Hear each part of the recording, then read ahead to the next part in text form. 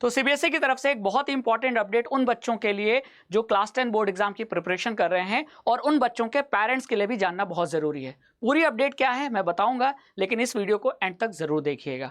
आपको सबसे पहले अपडेट जानने के लिए सीबीएसई के ऑफिशियल वेबसाइट पर विजिट करना होगा और वो ऑफिशियल वेबसाइट है cbse.gov.in। जब आप इस पे मेन वेबसाइट पे क्लिक करेंगे तो ये कुछ ऐसा इंटरफेस ओपन होगा और यहाँ आपको जो ये वाला नोटिस है, attention to parents for correct submission of data regarding registration and LOC यानी लिस्ट ऑफ कैंडिडेट, इस वेब नोटिस पे जब आप क्लिक करेंगे तो ये पीडीएफ आपको ओपन हो जाएगा। ठीक है, अब इस पीडीएफ को अगर ध्यान से पढ़ा जाए तो ये पीडीएफ क्या कह रहा है बच्चों, ध्यान से सुनो। जो भी सीबीएसई एफिलिएटेड स्कूल्स हैं उनको अपने जो भी स्टूडेंट्स हैं उनका डाटा सीबीएसई को भेजना पड़ता है ताकि डाटे का यूज करके सीबीएसई पूरी साल भर की प्लानिंग कर सके कि कब बोर्ड एग्जाम कराना है ना, कितने बच्चे अपीयर करेंगे, कितने सेंटर पे एग्जाम कराया जाए। तो ये जरूरी है कि अगर हमको नंबर ऑफ सेंटर पता हो, नंबर ऑफ कैंडिडेट्स पता हो, तभी तो सक्सेसफुली बिना किसी डिस्टरबेंस के बोर्ड एग्जाम सीबीएसई कंडक्ट करा पाएगा। तो इसके लिए सीबीएसई स्कूलों से डाटा मांगता है। ठीक है, तो जो 10th और 12th के बच्चे हैं उनके लिए स्कूल्स को लिस्ट ऑफ कैंडिडेट सबमिट करना पड़ता है यानी एलओसी, और 9th और 11th के बच्चों के लिए रजिस्ट्रेशन करना होता है ना। तो यहां अगर हम लिस्ट ऑफ कैंडिडेट्स की बात करें तो स्कूल लिस्ट ऑफ कैंडिडेट कैसे फिल करेगा भाई? स्कूल अपने बच्चों का जो डाटा है वो फिल करने के लिए पेरेंट्स को कांटेक्ट करता है। तो मेनली यहाँ रिस्पॉन्सिबिलिटी स्कूल के साथ साथ पेरेंट्स की भी है कि पेरेंट्स के जो बच्चे हैं जो क्लास 10 बोर्ड एग्जाम के लिए प्रिपरेशन कर रहे हैं उन बच्चों की जो भी डिटेल्स है, नाम, date of birth, father's name, mother's name, ये सारी डिटेल बिना किसी गड़बड़ी के बिल्कुल एक्यूरेसी के साथ आपको फिल करके स्कूल को देना होगा ताकि फिर वो डाटा स्कूल आगे ट्रांसफर कर सके सीबीएसई को।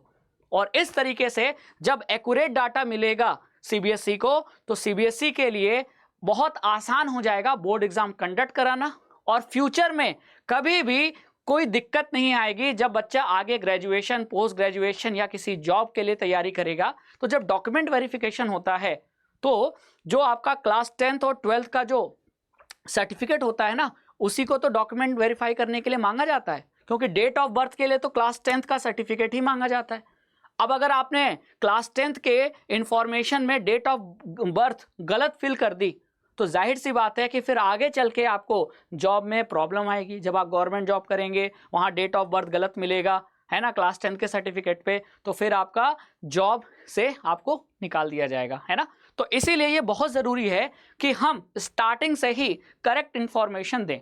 तो यहाँ पेरेंट्स, अगर बच्चों आप ये वीडियो देख रहे हो तो आप अपने पेरेंट्स को ज़रूर इन्फॉर्म करो कि जब भी कोई इंफॉर्मेशन फिल कर की जाए आपकी तो उसमें आपका नाम, date of birth, father's name, mother's name गलत नहीं होना चाहिए। एक गलती भी बहुत ज़्यादा प्रॉब्लम करेगी, क्योंकि फिर बाद में आप बहुत सारे चक्कर लगाओगे नाम सही करने के लिए, चाहे वो डेट ऑफ बर्थ हो उसको सही करने के लिए, और फिर उसमें बहुत सारा आपका समय लग जाएगा।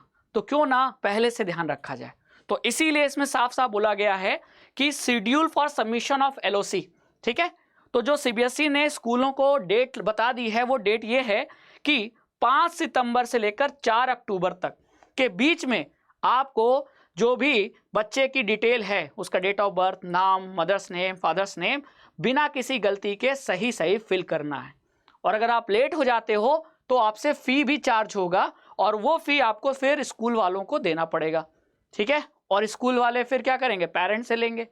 तो तब की जो डेट है वो 15 अक्टूबर तक की है, लेकिन स्कूल यही कोशिश करेगा कि मैक्सिमम बच्चों का वो लिस्ट ऑफ कैंडिडेट्स का डाटा सीबीएसई को 4 अक्टूबर तक सबमिट कर दे।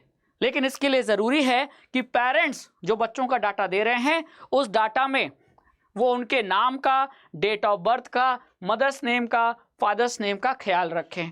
इसमें यह भी बोला गया है कि अगर आपके बच्चे का कोई पासपोर्ट इशू हुआ है तो पासपोर्ट की जानकारी भी सही सही फिल करें। यानी इतने डीप लेवल पे एक्यूरेसी मेंटेन की जा रही है, और इसीलिए ताकि फ्यूचर में आपको कोई दिक्कत ना आए। ठीक है, the surname must be given in case your ward is planning to go abroad. यानी फ्यूचर में अगर आपका बच्चा अब्रॉड जा सकता है तो इसके लिए ज़रूरी है कि बच्चे के नाम के साथ सरनेम ज़रूर लगाइए, है ना। जैसे मेरा नाम राघवेंद्र सिंह है तो मेरा सरनेम क्या हुआ, सिंह, है ना, तो ये भी मेंशन करना बहुत जरूरी है, ठीक है। The date of birth should be correct in all respect.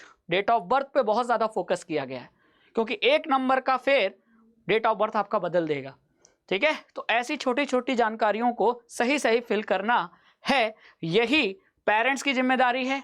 Students को भी ध्यान रखना है, स्कूलों को भी ध्यान रखना है, और तब जाकर CBSE successfully board exam conduct करा पाएगी।